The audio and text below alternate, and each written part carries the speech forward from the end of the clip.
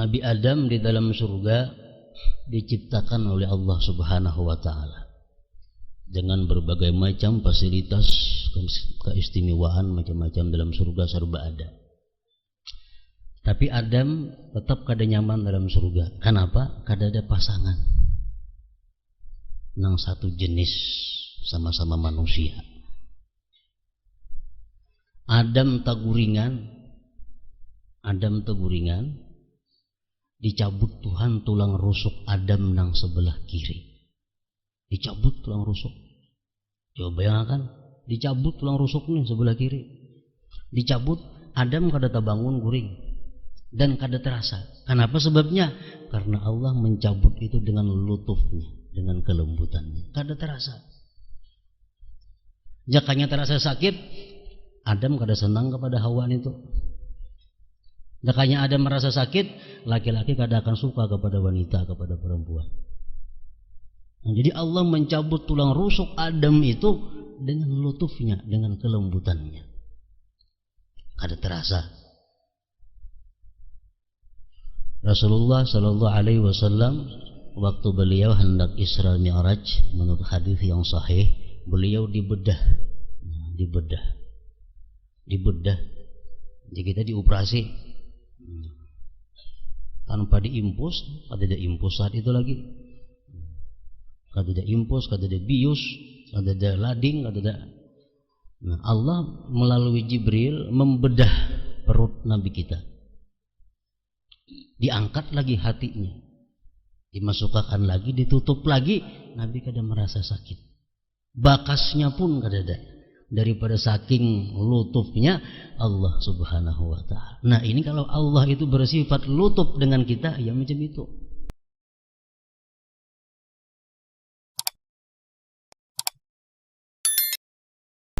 Bismillahirrahmanirrahim. Alhamdulillahirabbil alamin. Wassalatu wassalamu ala asyrafil anbiya'i wal mursalin sayyidina wa maulana Muhammad wa ala alihi wa sahbihi ajma'in. Qala al-musannif al-imam al-habib al-allamah Ahmad bin Zain bin Alawi al-Habsyi rahimahullah wa nafa'ana bi'ulumih. Thumma qala an-nazim ya rabbana waltuf bina waghfir lana warham wa alif wa jama'i.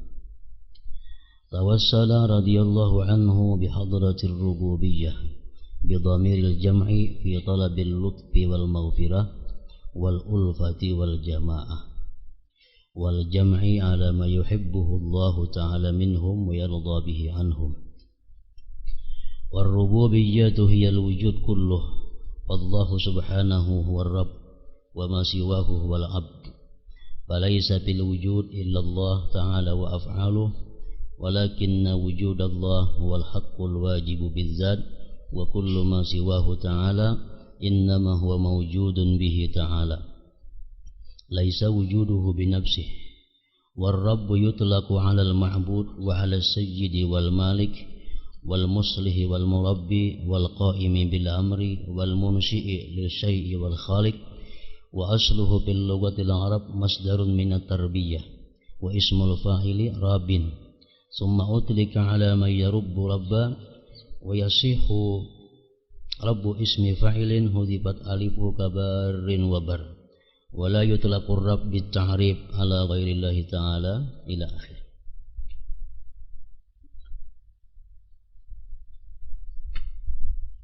Makna daripada kalam al-allamah al-habib Ahmad bin Zain bin Alawi rahimahullah wa nafa'ana bi'ulumih.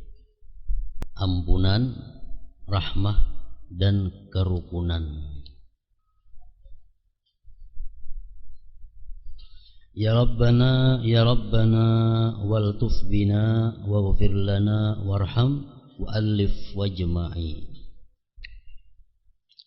Wahai Tuhan kami, berlemah lembutlah kepada kami. Ultuf bina, berlemah lembutlah kepada kami. Ampuni dan rahmati kami. Kemudian rukunkan dan persatukan kami.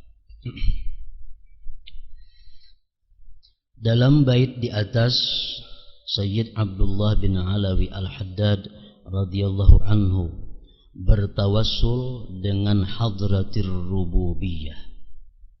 Ya Rabbana, itu ngarannya bertawassul.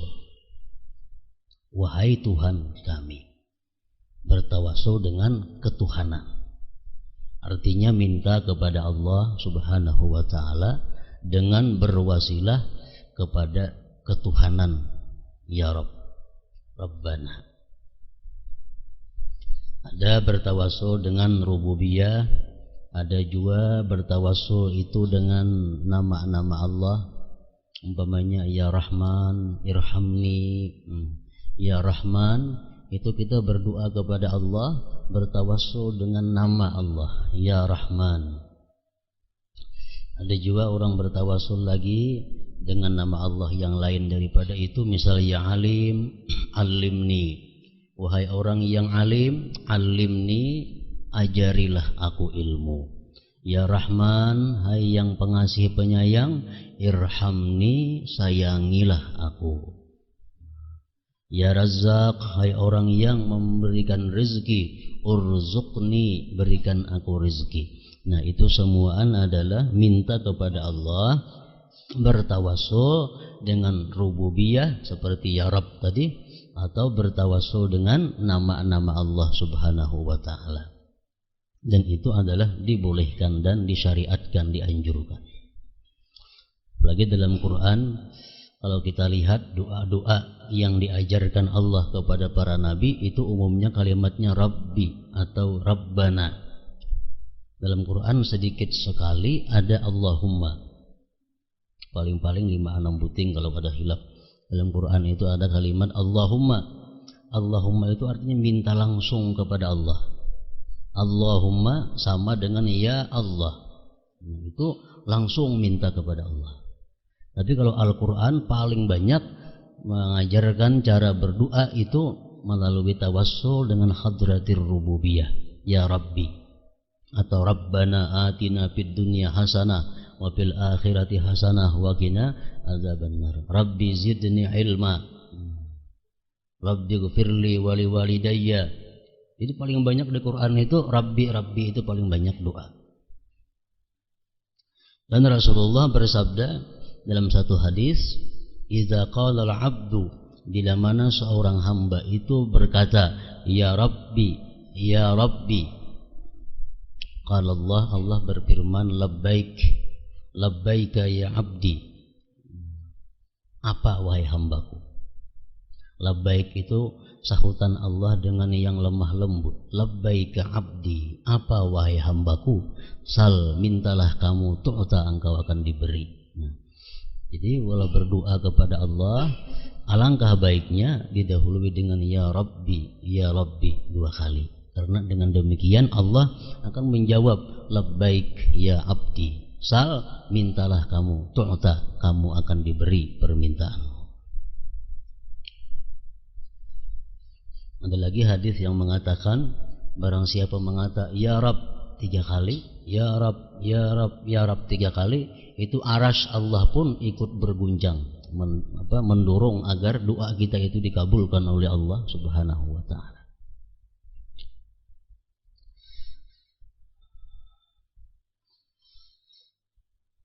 Di dalam bait di atas, Sayyid Abdullah bin Alawi Al-Haddad radhiyallahu an bertawassul dengan hadratir rububiyah, memohon agar Allah memberikan lutuf,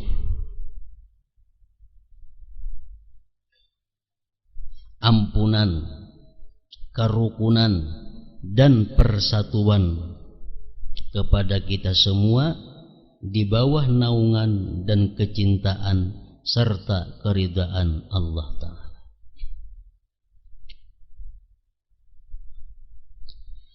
Allah yang maha suci adalah Ar-Rabb. Menurut sebahagian riwayat, Ar-Rabb ini adalah salah satu di antara Asma'illah al-Husna. Jadi Asma'ul Husna itu macam-macam riwayatnya. Sama pada 99 ada riwayat dari Nabi Asma'ul Husna 99, mulai Allah sampai sabur. Ada lagi Asmaul Husna yang bukan daripada yang terdahulu. Ada yang di sini ada, di sini ada. Di dalam riwayat lain, Rabb itu adalah salah satu di antara Asma'illah al-Husna juga. Allah yang Maha Suci adalah Ar-Rabb, Tuhan yang memelihara. Dan segala sesuatu selainnya adalah hamba. Di alam ini hanya yang ada, di alam ini yang ada hanyalah Allah dan perbuatan-perbuatannya. Makanya dalam berzikir la ilaha illallah kita dianjurkan dalam hati la ilaha la fa'ila illallah. La ilaha illallah di mulut, tapi dalam hati la fa'ila illallah. Tidak ada yang memperbuat sesuatu itu illallah kecuali Allah.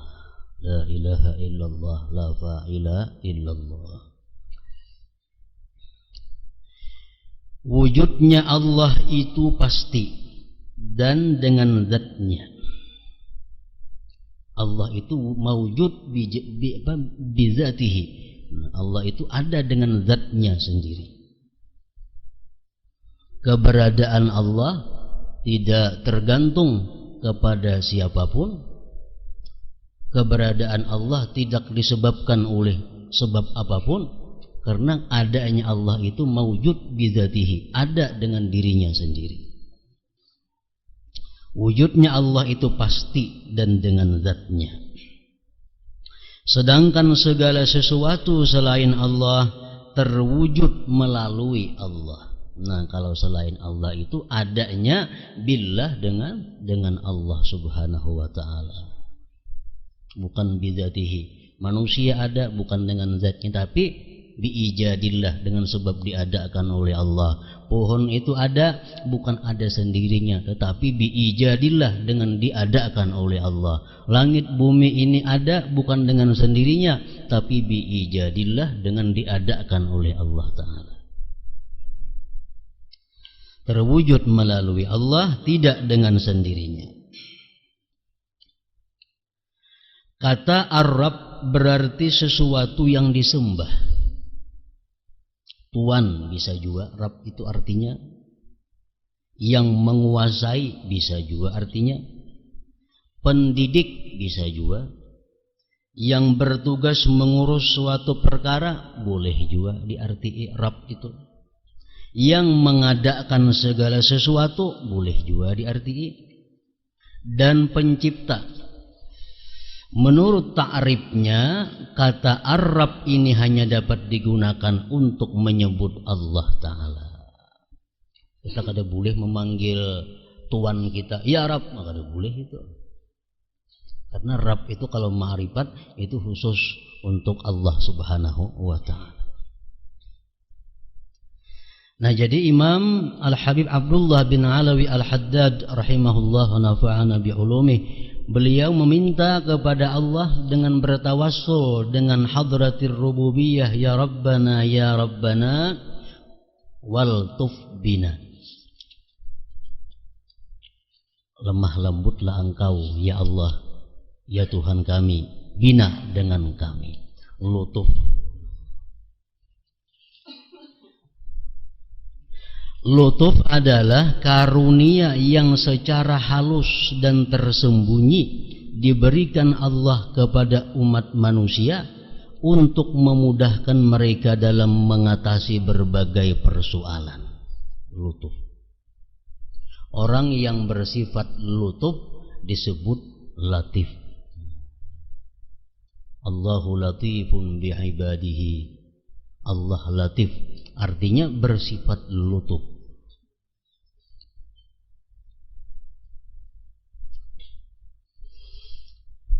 Apa yang dimaksud dengan latif atau lutuf itu? Menurut sebahagian ulama, ada yang memberikan syarah penjelasan bahwa latif, orang yang lemah lembut, itu artinya bisa demikian. Artinya maksudnya al-musilu syai'a bil-lini war-rifqi wal-latafah. Itu artinya latif menurut sebagian pendapat ulama. Latif itu artinya yang menyampaikan sesuatu dengan lemah lembut, kasih sayang dan halus.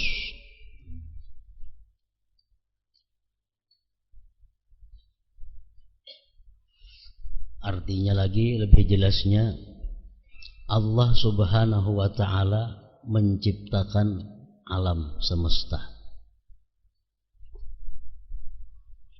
Ciptaan Allah alam semesta ini sangat lutuf, sangat lembut, sangat halus dan penuh dengan kasih sayang. Pekerjaan-pekerjaan Allah itu latafah, sangat halus. Orang tuh gawian ada kasar, biasanya ada halus. Tukang kah? Tukang jahit kah? Tukang kemasan kah? Ada nama Allah tuh kasar. Ada nama Allah tuh halus gawiannya. Nah, Allah Ta'ala yaitu ibarat menyambung sesuatu itu kada kelihatan sambungannya, sehingga terlihat tuh kada ada bersambung. Padahal ada sambungannya. Nah, daripada saking halusnya perbuatan Allah Subhanahu wa ta'ala itu. Bingkil tuh tukang membaiki motor, nang halus gawian kayak puga. Padahal sudah hancur motornya, bakas berampak. Tapi si bingkilnya gawiannya halus. Pada ketahuan pada itu motor bakas dibingkil. Nah, Allah Subhanahu wa ta'ala itu namanya Al-Latif. Demikian menciptakan alam ini. Jadi alam semesta ini, apapun yang terjadi dalam alam ini sangat halus. Banyak hal-hal yang kita kadang mampu akal kita memperdapati sebab musababnya itu kayak apa. Daripada saking halusnya ciptaan Allah Subhanahu wa ta'ala.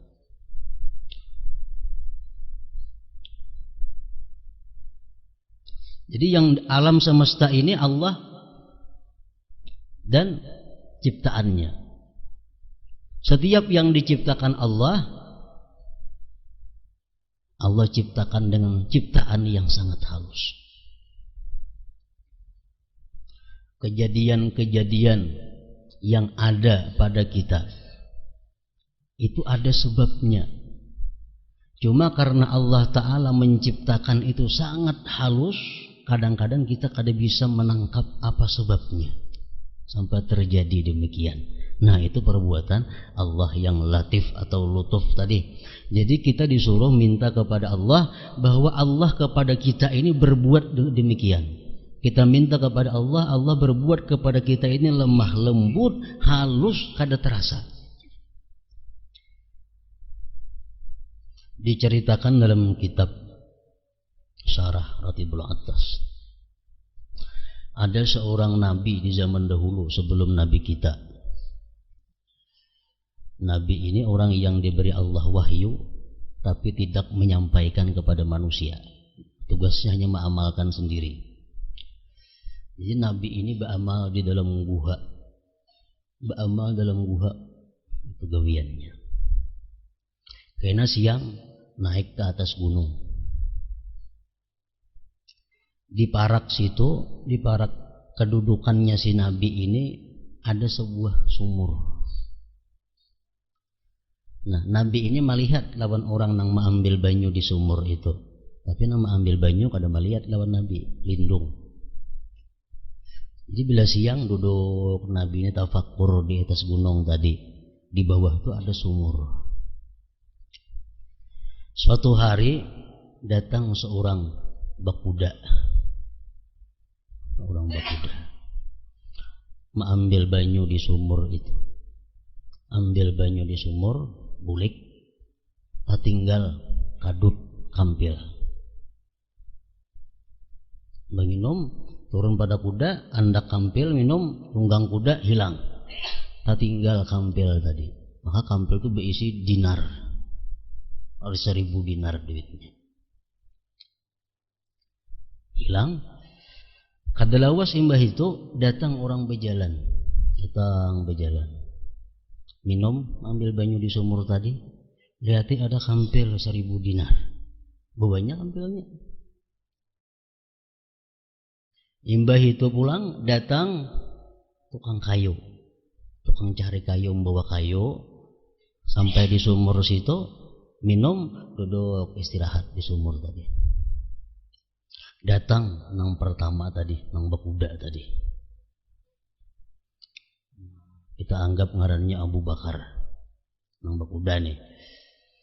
Ujar Abu Bakar nang bakuda nang kehilangan nang tertinggal duit tadi. Mana kampilku di sini, itu duit 1000 dinar dalamnya. Ujar nang tukang bawa kayu, kok udah dia melihat duit di situ. Aku datang ke sini kalau tidak kadut, kalau tidak kampil. Ujar nang bakuda ini, ya Abu Bakar ini pasti ikam sudah menyembunyikan, soalnya di sini kada ada orang. Ujar tukang kayu tadi, memang kada ada mana. Aku mbah ngirum duduk istirahat di sini.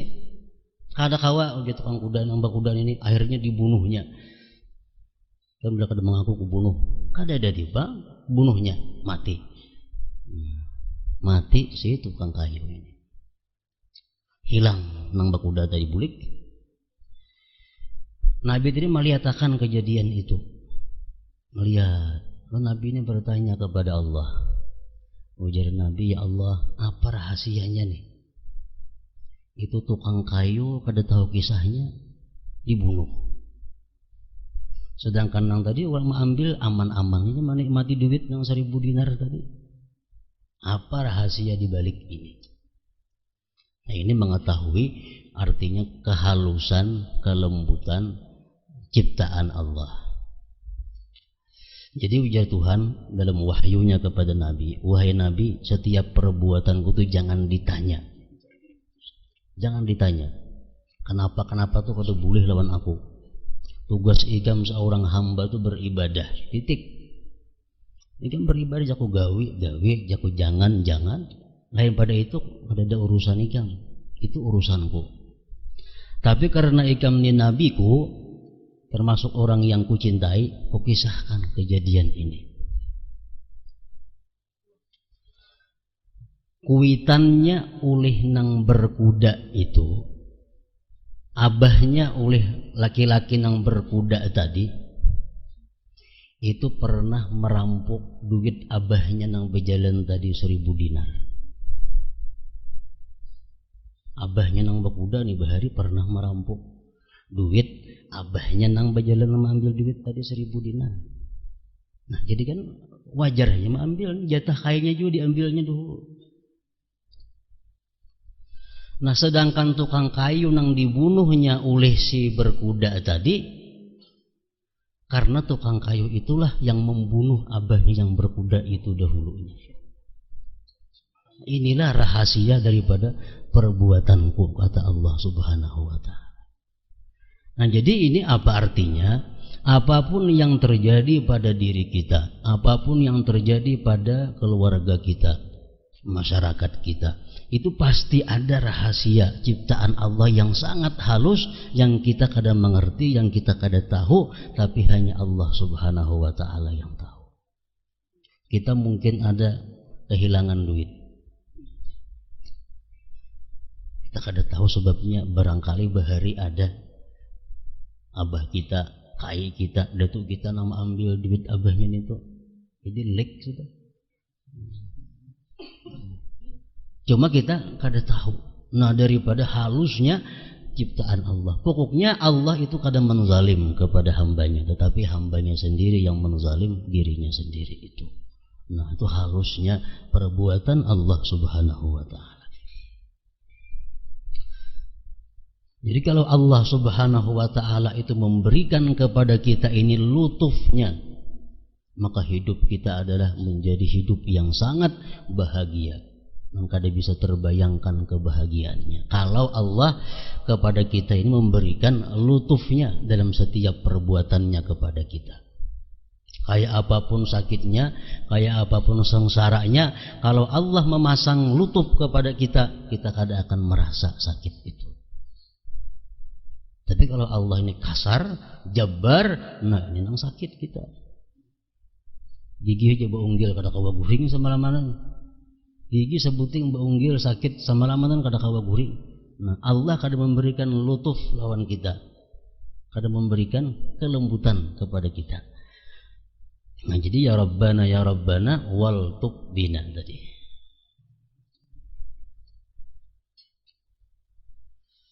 Nabi Adam di dalam surga diciptakan oleh Allah Subhanahu wa taala dengan berbagai macam fasilitas keistimewaan, macam-macam dalam surga serba ada.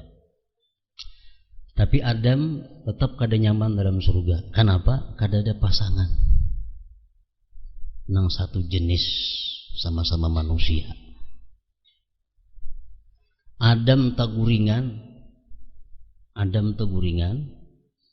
dicabut Tuhan tulang rusuk Adam nang sebelah kiri. Dicabut tulang rusuk. Coba bayangkan, dicabut tulang rusuk nih sebelah kiri.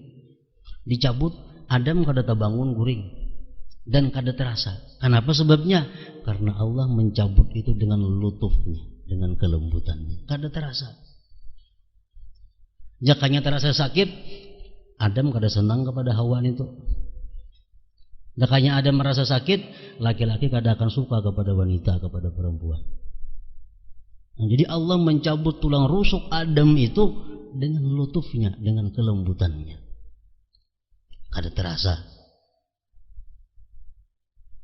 Rasulullah Shallallahu Alaihi Wasallam waktu beliau hendak Isra Mi'raj, menurut hadis yang sahih, beliau dibedah. Jadi kita dioperasi tanpa diimpus, kada ada impus saat itu lagi. Kada ada impus, kada ada bius, kada ada lading, kada ada. Nah, Allah melalui Jibril membedah perut Nabi kita.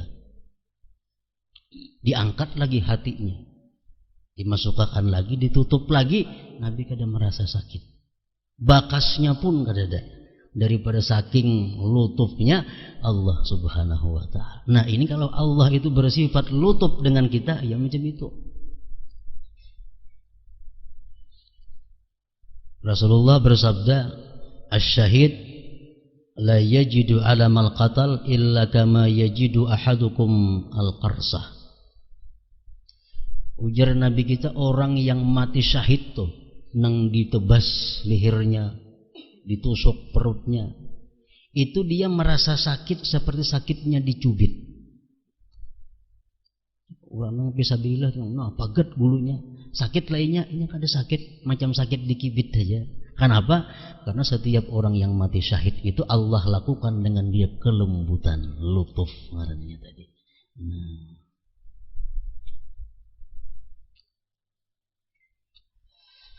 Dan tidak ada yang dapat memberikan lutuf kepada seseorang hamba secara sempurna kecuali Ar-Rabb. Dokter bisa hanya lutuf diimpusnya kita, tapi diimpus, dibius, kayaknya habis itu, pada sakit lagi.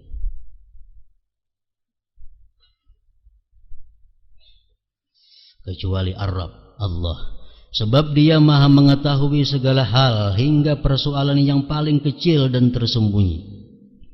Memiliki kekuasaan yang sempurna untuk menciptakan dan menyampaikan ciptaan-ciptaan tersebut kepada hamba-hambanya.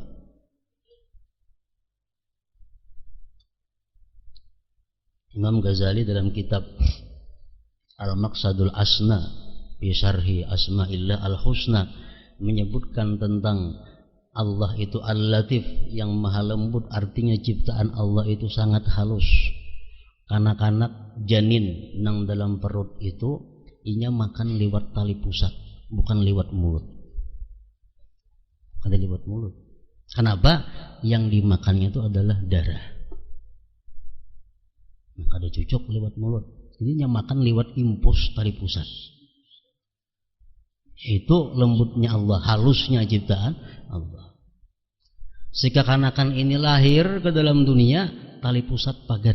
Kenapa? Ada berfungsi dan digunakan mengalihi guluran tali pusat. Baiklah manusia, tali pusat pagar. Kenapa sebabnya? Karena yang dimakan ini anak adalah susu ibu. Susu ibu itu suci.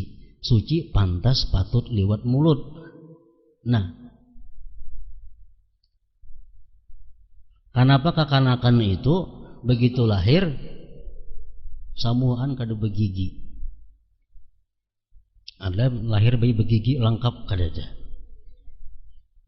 Ini halusnya ciptaan Allah. Sebabnya kenapa? Kalau kekanakan di begigi menyusu mamanya sakit mamanya. Diigutnya bisa. Nang kedua itu parut kekanakan masih halus. Kada kau menerima nang keras-keras nang dikunyah oleh gigi. Masih susu minumannya. Orang minum susu ada perlu gigian. Nah semakin kanak-kanak ini ganal, ususnya semakin kuat, nah giginya tumbuh, makanannya pun timbul nang karas. Nah itu adalah kehalusan daripada ciptaan Allah Subhanahu wa Ta'ala. Barang siapa menyadari hal ini, maka ia akan meyakini bahwa Allah memiliki sifat lemah lembut lutuf, sehingga ia akan memohon lutuf kepada Allah dengan perbuatan dan perkataannya. Kita baca dalam Maratibul Atas tadi, ya latifan bi khalqih, ya aliman bi khalqih, ya khabiran bi khalqih, ultuf bina. Nah, ultuf bina.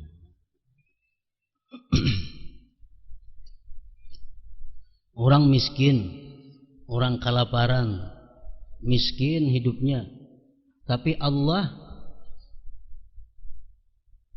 memberikan lutuf kepada orang miskin itu. Inya kada merasa kemiskinannya, inya kada merasa kesusahannya, inya kada merasa kelaparannya. Kenapa? Karena Allah memberikan sifat, memberikan anugerah lutuf kepada hamba yang miskin tadi. Ada perkataan ulama sufi yang mengata, la tada'ullah bidaf'il bala li'anna ad-dunya mahallul bala. Jangan kamu berdoa kepada Allah tertolak bala, karena dunia ini tempatnya bala. Kalau hendak minta tolak bala lawan Allah, jangan dalam dunia bagana. Dunia mahallul bala, tempat bala.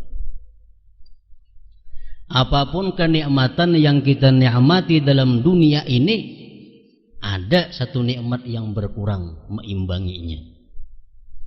Itu nikmat dalam dunia. Samuaan adalah bala. Cuma karena Allah itu memberikan lutuf, kelembutan kepada kita, kita kadang-kadang kada terasa. Kita menikmati sesuatu, padahal nikmat kita di lain ada yang hilang. Kita berisi duit 1 juta rupiah, kita tukarakan baju yang baik, nyaman dipakai. Kita tukarakan makanan yang nyaman kita makan. Tapi duit berkurang tuh, duit berkurang. Ada nikmat yang kita rasai, ada nikmat lain yang hilang. Kita makan makanan, makan gula nyaman, makan ini nyaman, tapi kini ada penyakit yang kita kada terasa masuk gara-gara kita makan itu. Setiap nikmat dalam dunia ada nikmat yang hilang. Nah jadi dunia ini tempatnya bala. Kalau kita minta terhindar daripada bala, kada cukup karena kita begana dalam dunia. Orang begana di pintang sampah, ya Allah hindarkan aku daripada bau sampah, kada mau. Begana di sampah situ. Walakin ud'ullah al-lutfa bihi. Tapi engkau mintalah kepada Allah kelembutan pada bala itu. Ayuh Tuhan memberi kita bala, nah apakah? Tapi disertainya dengan lutufnya, disertainya dengan kelembutannya. Kita ada merasa macam Nabi Adam tadi. Ayuh diambil Tuhan ginjal karena apakah di awaknya, cuma dengan lutufnya kada terasa. Nah jadi jangan kita minta ditolak, dihindarkan daripada bala dalam dunia, tapi kita biar aja bala, cuma disertai dengan lutufnya, disertai dengan kelembutannya. Ultuf bina, ultuf bina. La tada'ullaha sabra anil bala. Ujar ulama tadi mengatakan, Ikam jangan sekali-kali minta sabar daripada bala. Li'anna sabra mararah, karena sabar itu pahit. Jadi jangan minta sabar terhadap bala. Ya Allah, sabarkanlah aku daripada, jangan. Tapi mintalah al-lutfa fihi, kelembutan pada bala itu. Mintalah kelembutan pada bala itu. Karena sabar itu sakit, sabar itu pahit, dan Nabi Zakaria pun merasakan pahitnya sabar itu. Orang sekelas Nabi Zakaria itu bukan main imannya. Begitu Nabi Zakaria ini dikejar oleh orang-orang Yahudi, hendak dibunuh, Nabi Zakaria lari ke situ kemari. Akhirnya Zakaria bersembunyi ke dalam pohon. Pohon ganal, pohon itu ada lubang, Nabi Zakaria masuk ke dalam sana. Jadi ujar orang Yahudi, ini mungkin di sini Zakaria ini bersembunyi. Kita ambil gergaji sudah, tabang pohonnya. Ini ditabang pohon tadi. Waktu gergaji itu pertama mengenai awak Nabi Zakaria pun aduh, ini Nabi Zakaria. Aduh. Turun Jibril, wahai Zakaria, kalau engkau tidak sabar dengan bala, engkau akan dicabut daripada kenabian. Nah, hanyar beliau mengatakan Allah, Allah, Allah, sampai awak beliau pagar. Nah, Nabi, orang sekelas Nabi Zakaria pun merasakan kayak apa sabar itu sulitnya, apalagi yang macam kita. Jadi jangan hendak minta sabar kepada Allah, ujar si ulama tadi. Mintalah lutuf fil bala, mintalah kelembutan pada bala. Itu ayo dibalakan apakah asal disertai dengan lutuf tadi. Walakin ud'ullah al-lutfa fil bala, tapi mintalah lutuf. Makanya doa-doa orang dahulu, doa-doa para habaib pasti ada itu. Ultuf bina fima jarat bihil maqadir. Ya Allah, berikanlah kelembutan pada kami menghadapi segala takdir engkau. Termasuk doa dalam Ratibul Atas, ya latifan bi khalqih, ya aliman bi khalqih, ya khabiran bi khalqih, ultuf bina. Ada lagi yang menganjurkan bahwa setiap sembahyang subuh, tuntung sembahyang subuh, membaca wirid ya latif 129 kali. Ya latif, ya latif, ya latif, ya latif, ya latif, ya latif 129 kali. Supaya apa? Supaya Allah Subhanahu wa ta'ala memberikan kepada kita apapun disertai dengan lutufnya, kelembutannya tadi. Nabi Ibrahim alaihissalam dibuat dalam api. Hangus kan Nabi Ibrahim? Kada hangus. Panas pun kada. Kenapa? Karena dilindungi oleh lutuf Allah, kehalusan, kelembutan Allah Subhanahu wa ta'ala. Nah, jadi pertama tadi pengarang kitab ini minta kepada Allah, ya Rabbana wal tuf bina. Kemudian yang beliau minta lagi, waghfir lana, ampuni kami. Arti ampunan di dunia adalah tirai yang menutupi keburukan dan dosa-dosa. Allah Subhanahu wa ta'ala menghapus keburukan dan dosa-dosa hambanya dengan pahala perbuatan baiknya. Jadi ampunan Allah di dalam dunia ini kepada mereka-mereka yang berdosa itu adalah menutupi perbuatan-perbuatan dosanya itu. Kalau di akhirat kayaknya hanya penghapusan. Ini dalam dunia orang yang berbuat dosa kemudian dia minta ampun kepada Allah, Allah tutupi dosanya. Nah, bila sudah Allah menutupi dosa seseorang hamba yang minta ampun tadi, kita manusia ini membuka dosa itu, bahayanya besar, dosanya pun besar. Rasulullah mengatakan dalam satu hadis yang artinya, apabila kita mengatakan orang itu berbuat dosa padahal dia sudah tobat daripada dosa itu, maka kita akan dibalakkan Allah berbuat dosa seperti itu.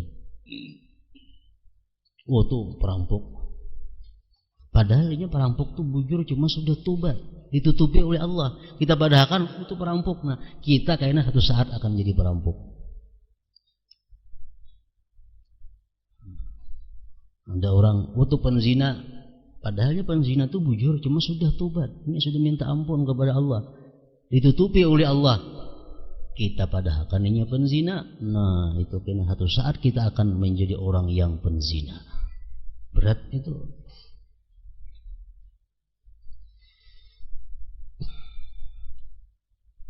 Allah subhanahu wa ta'ala menghapus keburukan dan dosa-dosa hambanya dengan pahala perbuatan baiknya. Perbuatan yang ia lakukan berkah kemudahan dan taufik Allah. Allah subhanahu wa ta'ala telah memerintahkan manusia untuk menutup aib dirinya. Aib diri seorang nih disuruh Tuhan ditutupi, jangan dibuka-buka. Dosa yang besar kita lakukan bila kita tutupi jadi kecil. Tapi dosa kecil bila kita buka jadi besar. Karena Allah kadang hendak kita mengaibkan diri sendiri. Berbuat dosa di dalam rumah, dosa yang kecil, orang kadang tahunya, dikisahkan lawan orang, aku malam tadi di rumahku berbuat dosa. Nah, ini karenanya apa? Membuka aib sendiri yang Allah menyuruh menutupi aibnya.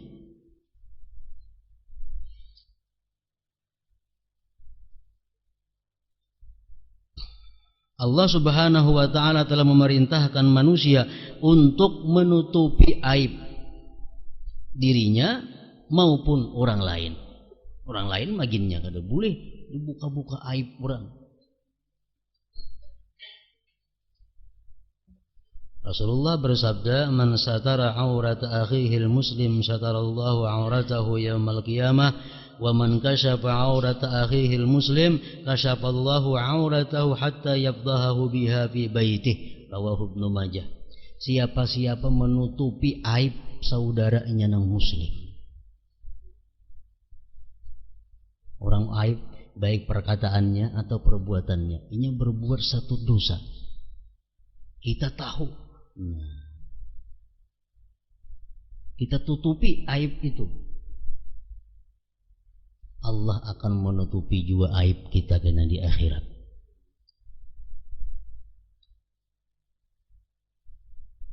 Siapa yang membuka aib saudaranya, mengisahkan aib-aib orang lain, Allah akan membuka kain aibnya di dalam dunia sini juga, apalagi di akhirat. Walaupun yang terjadi di rumahnya sendiri. Ada dikisahkan seorang ulama besar. Ulama besar ini katuju membuka aib orang. Katuju menggibah orang, katuju menjelikkan orang, katuju mengaibkan, membuka aib orang katuju. Nah, sudah itu padahal si ulama besar ini kelakuannya, akhlaknya bersih. Akhlaknya kada ada cacat di mata masyarakat, di mata umum. Tapi gawiannya katuju mengaibkan orang. Katuju mengaibkan orang. Ini kebenaran hadis Nabi bahwa siapa yang membuka aib, Allah buka aibnya walaupun nang di rumahnya. Satu saat kenapa si ulama besar ini cerai lawan bininya, sarak lawan bininya. Bininya ini mbak disarak oleh si ulama besar ini, bagi kisah keluar. Bos itu tuan guru banagi subuh melandau guring. Sama jam dibukanya aib, maka selaki ngakasih itu kamari, wasidin itu di rumah kayak ini. Segala aib nang di rumah dikisahkan dengan bini kemana-mana. Ini pembuktian kebenaran hadis Rasulullah. Siapa yang membuka aib saudara muslim, Allah bukakan juga aibnya walaupun yang terjadi di rumahnya. Padahal siapa tahu pada sidin itu melandau, kan tahunya orang.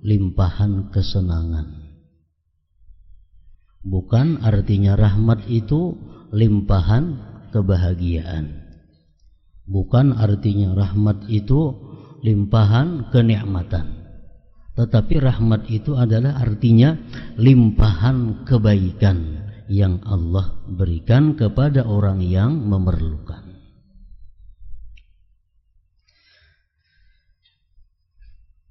Kalau bahasa singkatnya, rahmah itu bisa diartikan kasih sayang.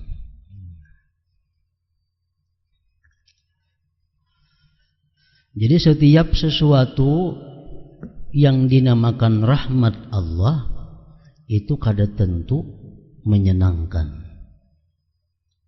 Kada tentu yang dinamakan rahmat Allah itu sesuatu kenikmatan. Banyak sesuatu yang sakit, banyak sesuatu yang pedih, tapi rahmatan, tetapi kasih sayang. Kasih sayang, rahmah dari Allah Subhanahu wa ta'ala. Contohnya, orang hidupnya sengsara. Orang hidupnya serba kada berkecukupan, sengsara. Tapi di dalam ilmu Allah, orang ini kalau hidupnya sengsara demikian, dia masuk surga. Dia masuk surga. Dia rajin ibadah, taat kepada Allah. Nah, berarti kesengsaraan hidup yang diderita orang ini adalah rahmat Allah Subhanahu wa ta'ala. Kenapa? Karena itu kebaikan.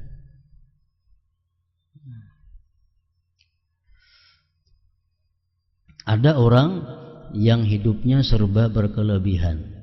Segala yang ia hendak ada, segala yang ia mau ada. Tetapi dalam ilmu Allah, orang ini matinya masuk neraka. Ini orang berarti kada dapat rahmat Allah Subhanahu wa ta'ala. Jadi kalau kita minta kepada Allah agar disayangi, kita minta kepada Allah agar diberi rahmat, kita harus siap. Siap apa? Siap senang, siap menderita.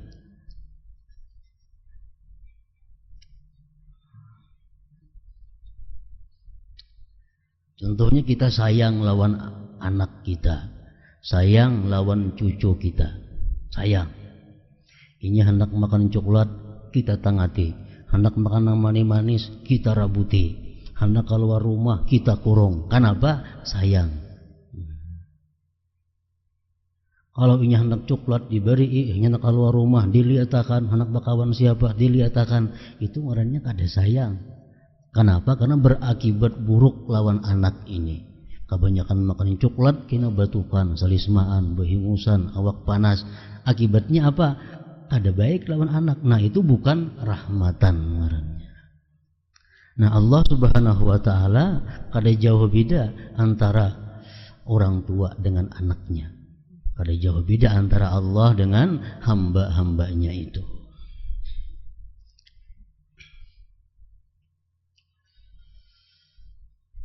Para ulama mengatakan, inna minal hawadis ala qismaini ma yuzannu annahu rahmah ma annahu la yakunu dhalik bal fil haqiqah adzaba. Wa minhu ma yudhannu annahu azab ma'a annahu bil haqiqah rahmah. Sesuatu yang ada dalam dunia ini, ada yang disangka itu rahmah. Disangkanya itu adalah merupakan kasih sayang Allah.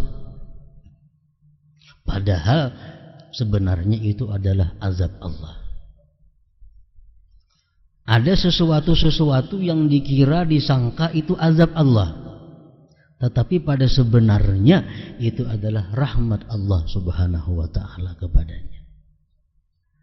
Nah, contohnya orang-orang yang hidupnya ini lebih banyak maksiat daripada taatnya.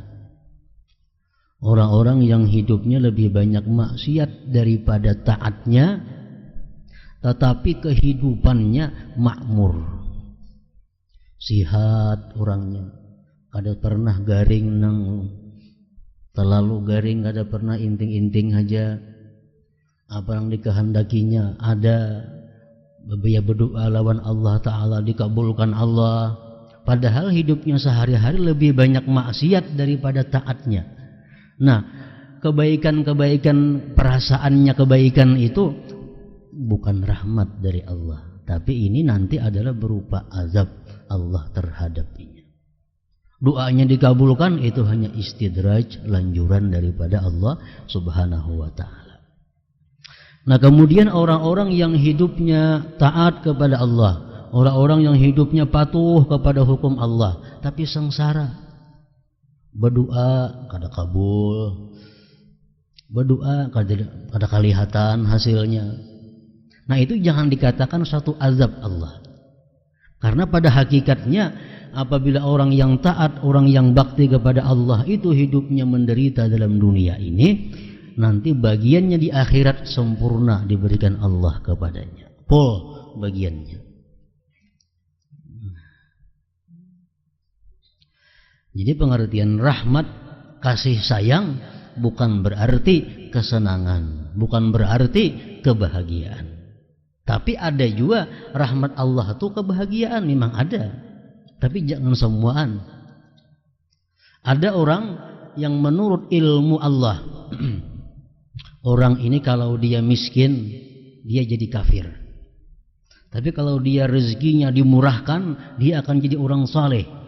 Dimurahkan Allah rezekinya, akhirnya dia taat dengan rezekinya, dia menyumbangkan dengan rezekinya, dia bersilaturahmi dengan rezekinya, dia berzakat dengan rezekinya, jadi baik. Nah, ini rahmat sekaligus kesenangan.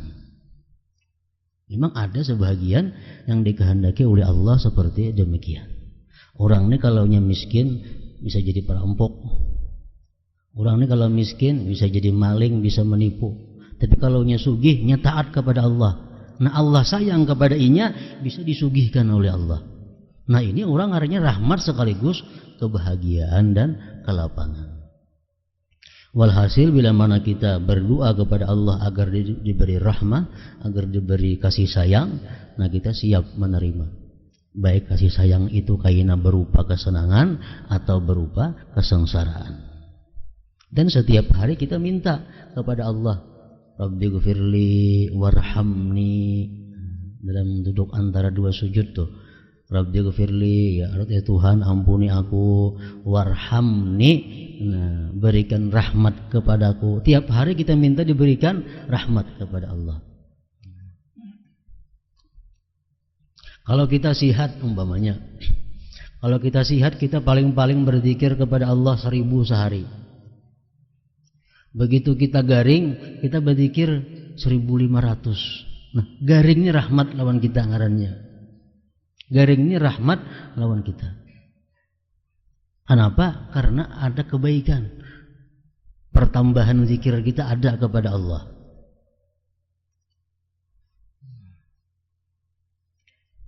Jadi garing adalah rahmat. Kehilangan harta benda, ini bisa jadi rahmat. Kenapa? Karena kada ada kehilangan, kada biasa sembahyang hajat, kada biasa mendatangi tuan guru, kada bisa mendatangi habaib. Begitu kehilangan, nah di mana tuan guru didatangi, beri duit, tolong doa. Ini rahmat kehilangan baginya. Kenapa? Bapak Tuhan lawan tuan guru, lawan habaib, memberikan sumbangan kepada fakir miskin supaya hartanya yang hilang itu dapat. Berarti kehilangan itu hakikatnya rahmat baginya, kebaikan. Ya hanya kada ada kehilangan, kada tahu-tahu lawan habaib, kada tahu-tahu lawan tuan guru, kada tahu-tahu anak yatim. Begitu kehilangan hanya tahu, nah ada kebaikan yang ngarannya. Jadi Allah memberikan rahmat kepada manusia ini macam-macam jalannya.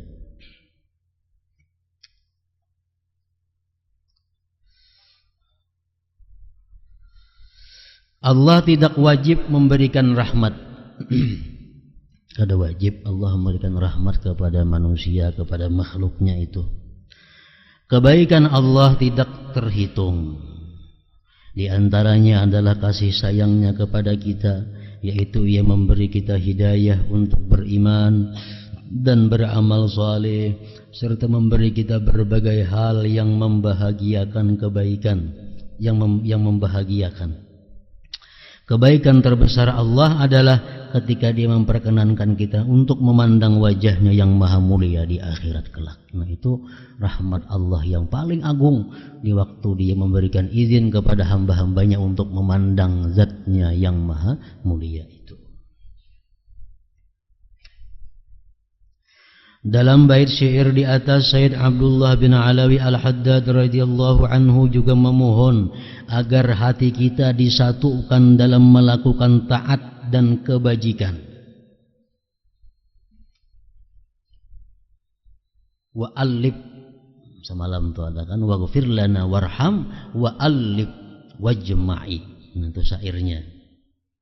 Jadi Syedin memohon kepada Allah agar hati kita disatukan di dalam melakukan ketaatan dan kebajikan. Satu hati. Ini sangat mendukung, sangat membantu jalan seseorang menuju kepada Allah Subhanahu wa taala. Dalam rumah, contohnya yang paling kecil. Di rumah ada bini, ada laki, ada anak biasanya. Sekurang-kurangnya dinamai rumah tangga ada bini, ada laki. Nah, antara laki bini ini sangat diperlukan ulfah. Ulfah itu apa artinya? Kesatuan hati dalam berbuat kebaikan. Makanya Nabi kita melajari doa. Allahumma aslih zata bainina wa alif baina qulubina wahdina ila sabilis salam wa najjina minaz zulumati ilan nur wa jannibnal fawahisha ma zahara minha wa ma batan. Nah, ini doa untuk seorang kepala keluarga, kepala rumah tangga. Allahumma aslih zata bainina, ya Allah baguskan perselisihan-perselisihan antara kami sekeluarga ini. Wa alif baina qulubina, satukan hati kami. Bini laki nih, yang utama dahulu itu harus satu. Menyekolahkan anak, jenang laki ka SMP, jenang bini kada hendak ka sanawiyah. Nah, amun ini kada satu hati bahwa rumah tangga.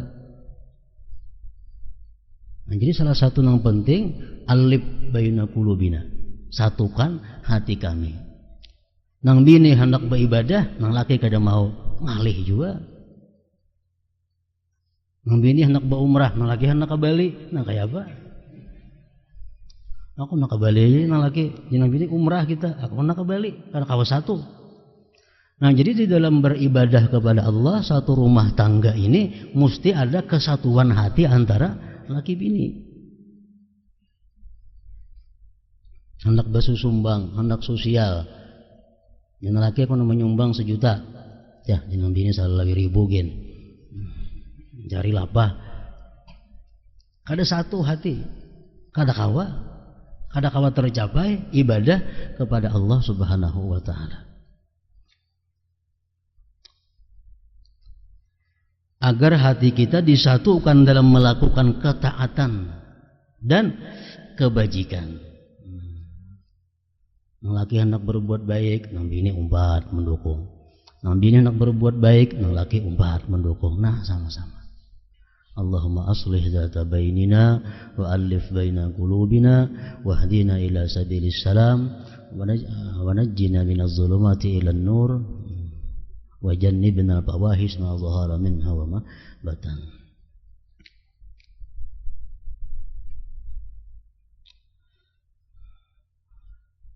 Dan kelak dapat berkumpul di sisinya di negeri kemurahannya, tempat yang penuh kebahagiaan. Itu salah satu di antara doa pengarang di dalam bait syair tersebut dahulu.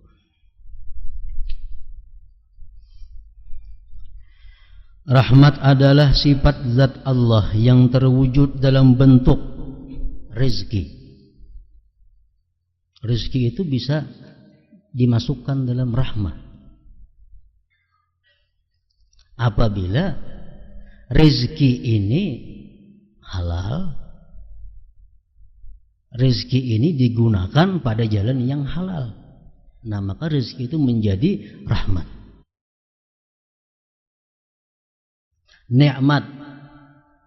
Nikmat itu bisa termasuk dalam bagian rahmat. Kalau nikmat yang diberikan Allah itu bisa kita mensyukurinya, bisa mengelolanya. Keridhaan Allah termasuk rahmatnya juga, hujan termasuk rahmatnya juga, matahari termasuk rahmatnya juga, surga dan lain-lain. Berbagai rahmat ini oleh Allah ditaburkan di bumi.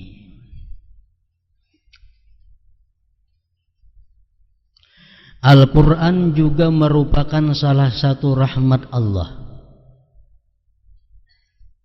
Sebagaimana wahyu Allah Ta'ala, wa nazzalna 'alaikal kitaba tibyanan likulli syai' wa hudaw wa rahmah.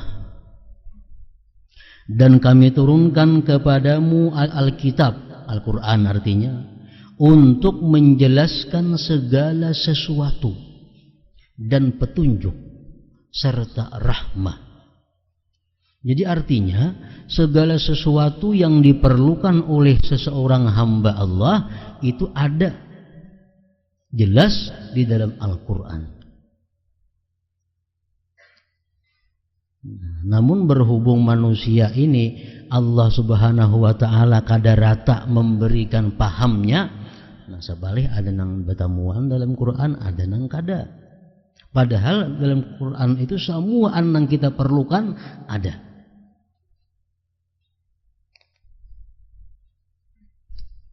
Ada yang betakun.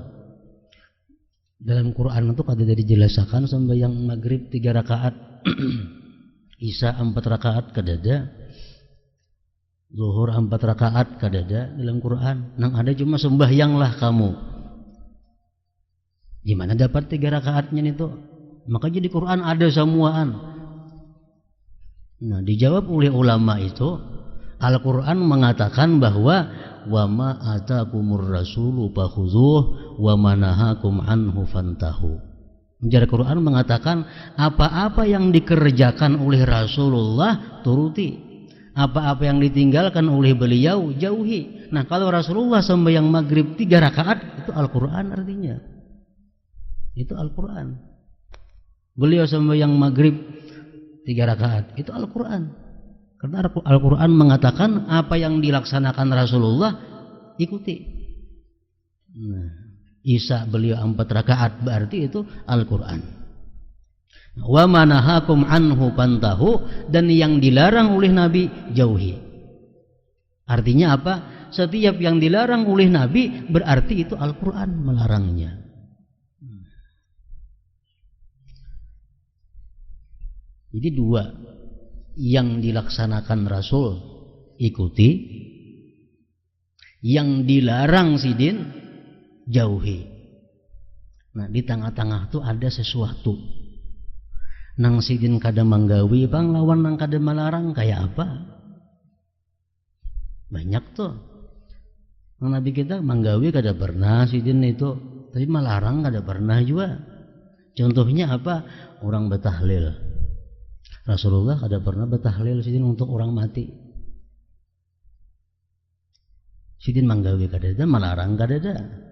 Melaksanakan maulid, peringatan maulid Nabi, sidin menyuruh kada ada, melarang kada ada juga. Nah, kayak apa nih tuh? Itu termasuk di tengah-tengah ngarannya. Nah, bila termasuk di tengah-tengah sidin manggawi kada pernah, Rasulullah melarang sidin kada pernah, itu kembalikan kepada dasar hukum yang pertama. Dasar hukum yang pertama apa? Apakah sesuai dengan kaidah Islam atau kada? Tahlil untuk orang mati. Tahlil itu apa garang isinya? Orang membaca zikir, orang membaca salawat, orang membaca Quran. Nah, bertentangan kalawan kaidah Islam? Oh, kada bertentangan. Nah, semacam berarti kada apa-apa.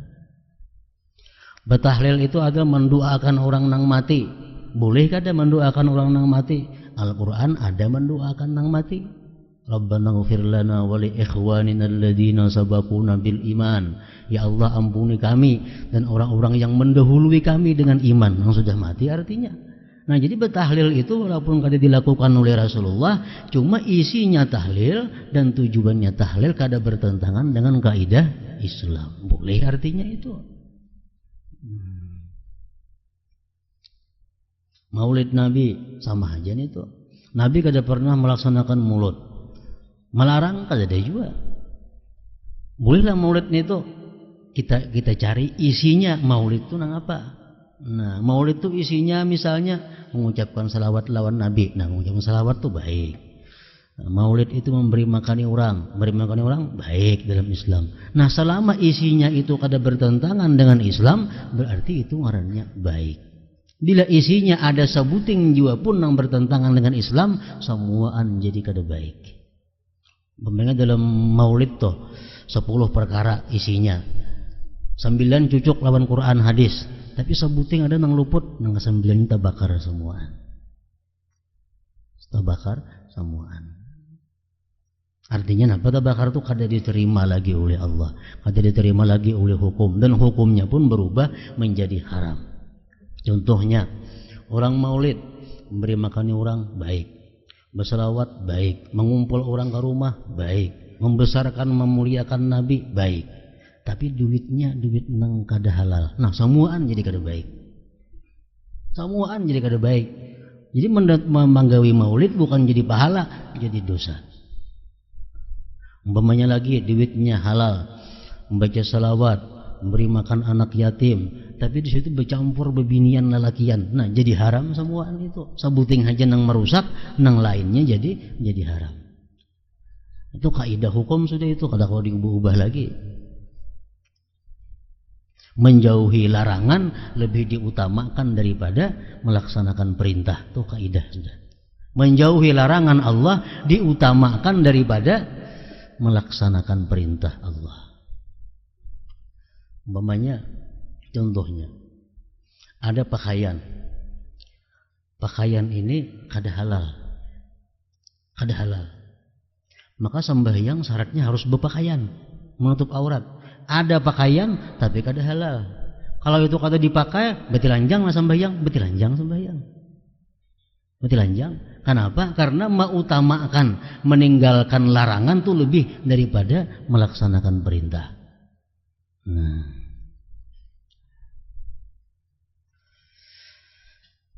jadi wa ma atakumur rasul fakhudhuhu wa ma nahakum anhu fantahu. Yang dilaksanakan oleh Rasul ambil olehmu, yang sidin tegah akan kamu jauhi daripadanya. Jadi apa yang di Quran itu semuaan lengkap sudah ada. Nah, oleh karena itu Al-Quran disebut hudan wa rahmah, petunjuk dan rahmat Allah. Rasulullah sallallahu alaihi wasallam dan agama Islam juga rahmah. Rasulullah rahmat zatnya sudah. Inna arsalnaka rahmatan lil alamin, kami utus engkau rahmat bagi seluruh alam. Rasulullah sallallahu alaihi wasallam dan agama Islam juga rahmah. Allah mewahyukan yakhtassu bi rahmatihi may yasha. Allah menentukan rahmatnya kenabian kepada siapa yang dikehendakinya. Wa atani rahmatan min indihi fa ummiyat alaikum anulzimukumuha wa antum laha karihun. Surat Hud.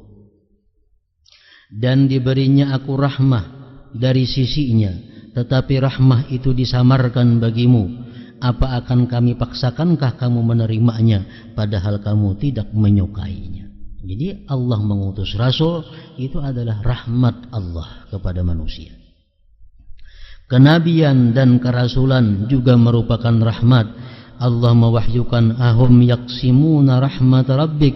Apakah mereka yang membagi-bagi rahmat Tuhanmu?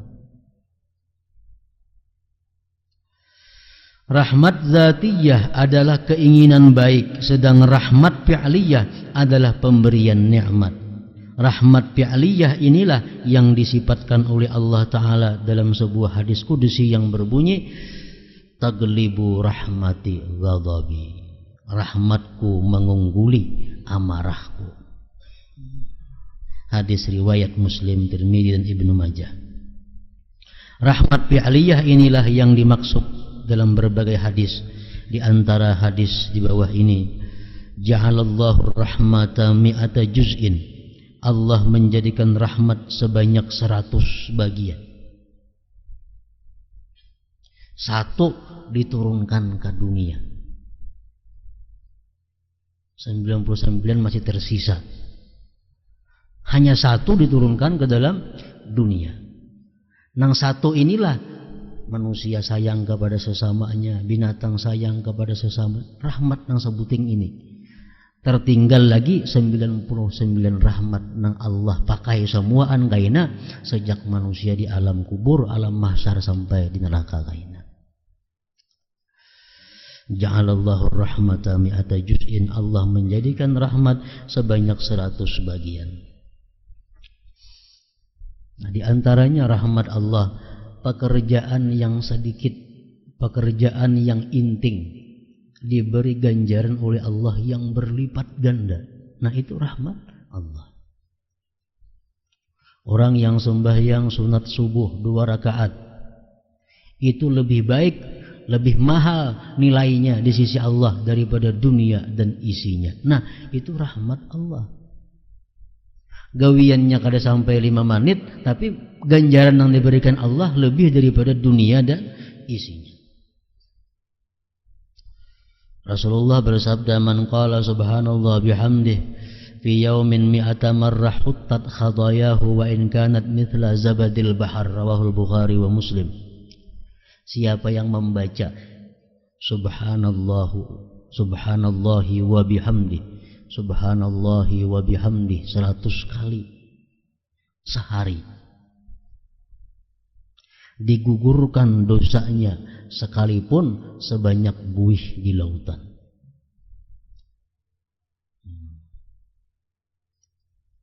Kita hari ini membaca subhanallah bihamdih 100, dosa kita habis walaupun lebih daripada buih di lautan banyaknya.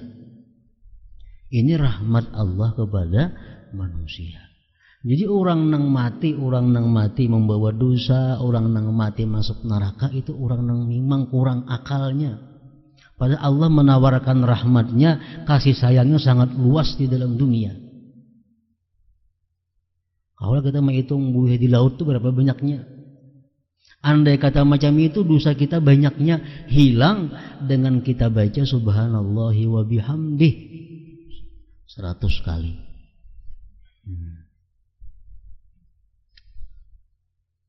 Ada lagi hadis lain, itu mungkin ujar ulama mengatakan itu dosa-dosa kecil. Dosa-dosa kecil.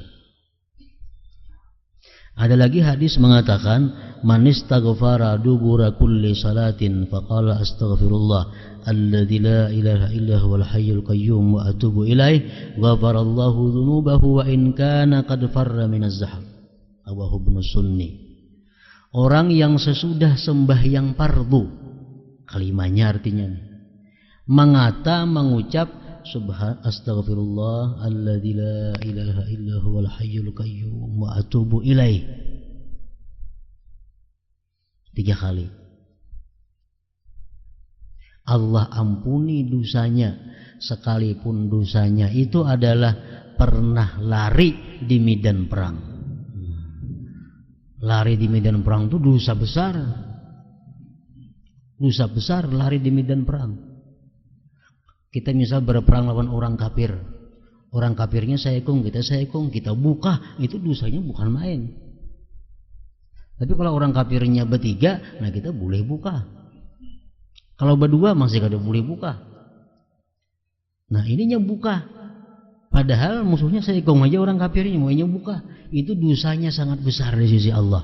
Tapi kalau kita melakukan setiap kali sembahyang astagfirullah alladzi la ilaha illa huwal hayyul qayyum wa atubu ilaih 3 kali, dosanya dihapus oleh Allah. Nah, ini menunjukkan apa? Walaupun dosa kita itu dosa yang besar, tapi kalau kita imbas sembahyang membaca itu dihapuskan juga oleh Allah Subhanahu wa taala. Orang kada sembahyang itu dosa besar. Orang kada puasa bulan Ramadan itu dosanya besar. Tapi kalau nya mengamalkan ini tiap hari dihapus oleh Allah Subhanahu wa taala. Hutang tetap bang dibayari. Hutang ada punahan itu. Kalau sembahyang berapa kali itu tetap dibayar. Cuma Allah memaafi bahwa ini dulu kada sembahyang, ini dulu kada, dimaafkan oleh Allah. Masalah hutang itu lain lagi. Tetap dikabah, dibayar.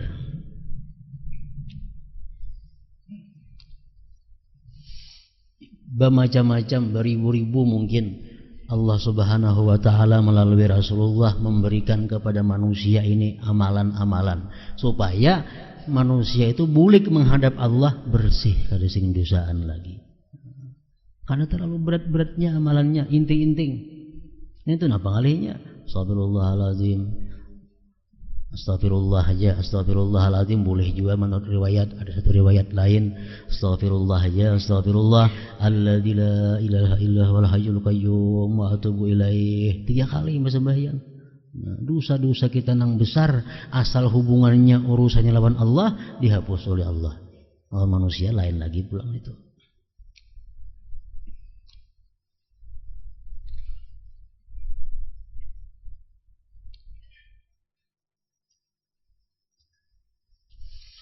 Makanya jara Rasulullah kullu ummati yadkhuluna al-jannah illa man aba. Itu ya sudah seluruh umatku ini masuk surga. Nang kada hakun mana aja nang kada masuk neraka itu.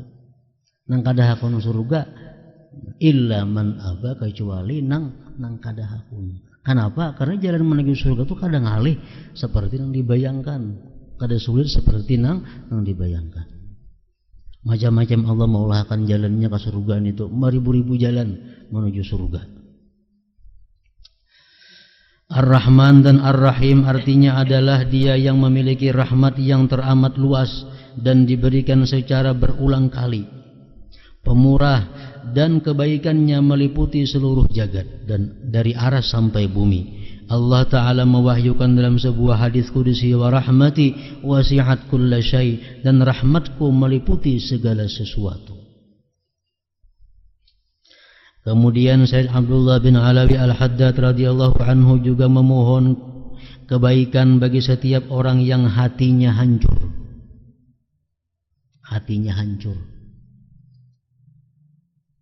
Ada hadis qudsi yang mengatakan ana indal munkasirati qulubuhum. Ya Tuhan, aku di sisi orang-orang yang hatinya hancur. Maksudnya hatinya hancur ini macam apa?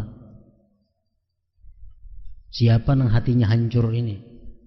Contohnya kita nak berhutang lawan orang, nak berhutang duit lah nah 1.000 rupiah, 100.000 nak nukar ini.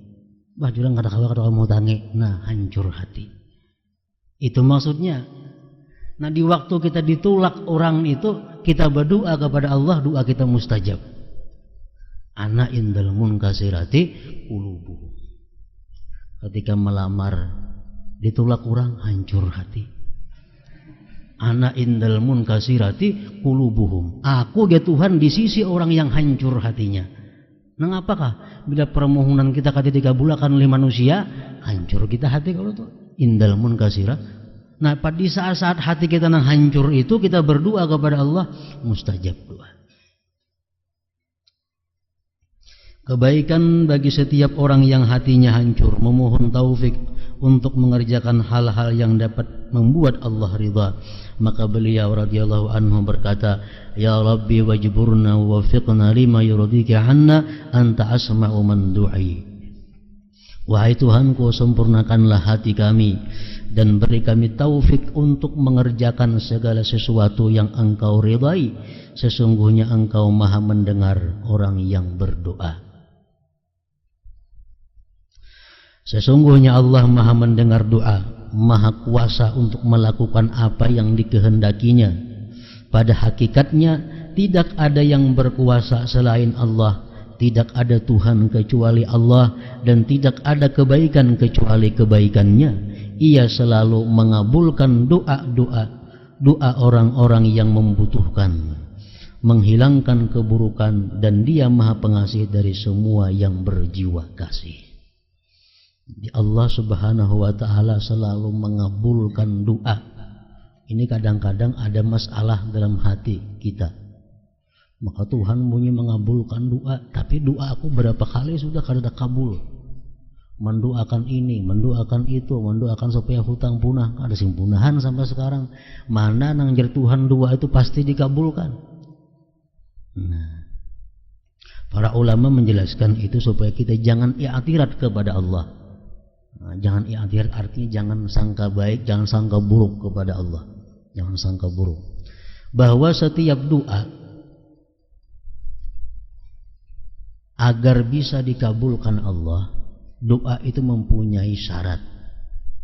Kan mempunyai syaratnya, mempunyai rukunnya, mempunyai adabnya. Itu dulu kita dirisakan. Kita berdoa, sudahkah syaratnya? Sudahkah adabnya? Sudahkah rukunnya? Sudah biris. Nah, kalau sudah biris syaratnya, rukunnya, adab doa sudah kita gawe, ayolah kita berharap doa kita dikabulkan oleh Allah Ta'ala. Nah, namun Allah mengabulkan doa itu pasti. Kalau sudah kita melaksanakan apa yang diperintahkannya, syaratnya, rukunnya, adabnya sudah kita gawe, kita berdoa, Allah pasti mengabulkan. Cuma mengabulkan itu Allah Subhanahu wa ta'ala antara 3. 1, mengabulkannya 10 tahun akan datang. 10 tahun akan datang.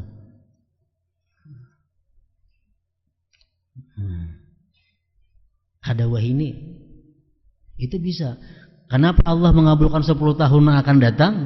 Karena Allah tahu yang dimintanya ini lebih bermanfaat kayaknya 10 tahun akan datang bagi nang berdoa ini.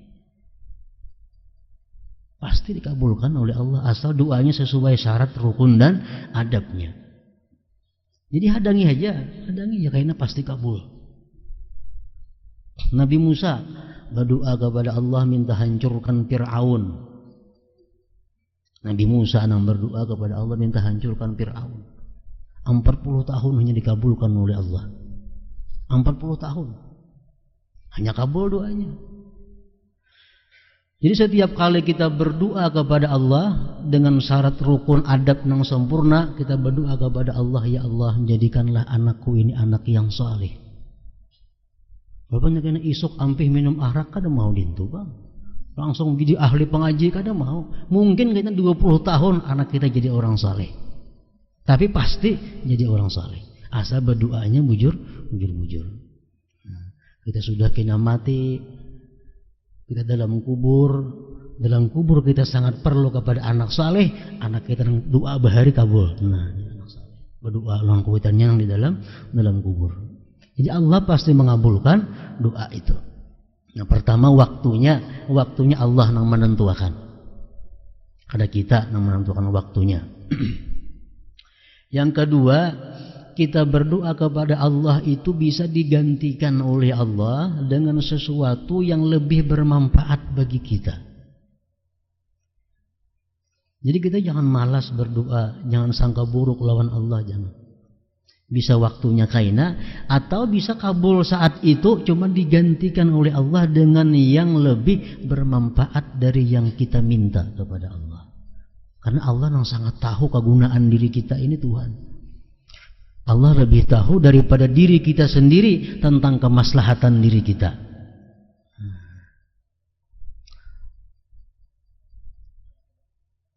Berdoa lawan Tuhan, ya Allah murahkanlah rezeki hambamu.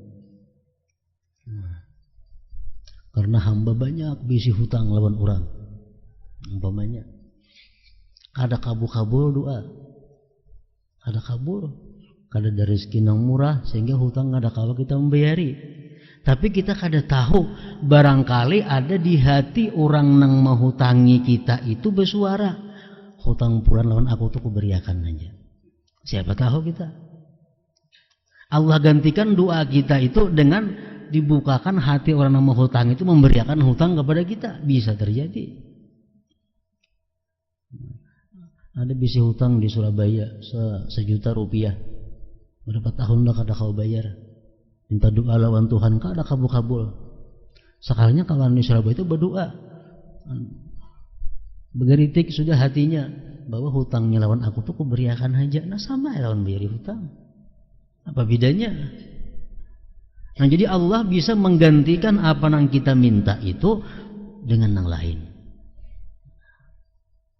Yang ketiga, doa yang kita minta kepada Allah itu bisa kada diberikan di dalam dunia, tapi di akhirat kaina diberikan oleh Allah dengan pemberian yang sangat luar biasa. Kita berdoa di sini kada ada kabulnya, padahal sudah beristighfar, hendak berdoa, sembahyang sudah, macam-macam cara, adabnya sudah bukan main, tetap kada kabul juga doa. Ujah habar bengi dalam sujud berdoa lebih mustajab dalam sujud, sudah juga berdoa kada kabul juga. Nah, jangan beranggapan demikian, barangkali karena di akhirat tatuyuk doa kita itu. Tatuyuk digantikan Tuhan lawan nang sangat kita perlukan, sangat kita banggakan di akhirat. Pokoknya Allah pasti mengabulkan doa asal nang berdoa ni bujur-bujur. Selanjutnya beliau radhiyallahu anhu berdoa memohon agar Allah mengakhiri umur kita dalam keyakinan, hidayah dan jalan yang lurus. Ya Rabbi wakhtim bil yakin wa bil huda a'marana wa zayga anna fadfa'i. Wahai Tuhanku, akhirilah umur kami dengan keyakinan dan hidayah, dan cegahlah kami agar tidak menyeleweng, menyimpang. Nah, keyakinan adalah iman yang melekat kuat dan menguasai hati. Pokok keyakinan adalah iman. Orang yang kada beriman kada bisa yakin. Yang dimaksud dengan beriman adalah membenarkan bahwa semua ajaran yang dibawa oleh para rasul adalah berasal dari Allah, serta menerima dan tunduk kepada Islam dan seluruh hukumnya. Iman tidak akan sempurna kecuali dengan mengamalkan hukum-hukum Islam. Hanya keyakinan yang menguasai hatilah yang dapat mendorong seseorang untuk mengamalkan hukum-hukum tersebut. Hidayah adalah pengajaran.